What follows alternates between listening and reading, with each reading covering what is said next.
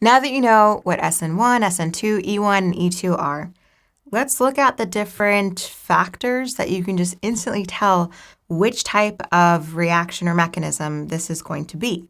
Because you will have different examples, and we'll go over some different examples, just saying, okay, am I going to do SN2, E1, and so on. First thing that we're always going to look at is just the type of substituent. That's going to help you identify which one's which. Let's start off with just something being tertiary. Well, if something's tertiary, I know, what do I know from that? If it's a tertiary substrate, well, I can identify whether or not this is SN1 or SN2.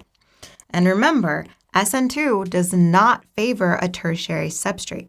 So that's why I can just instantly tell, well, this would only be SN1 if this were my substrate. Now, if I were given something that was primary, well, that's the opposite. I don't want SN1 and I don't want E1 since they're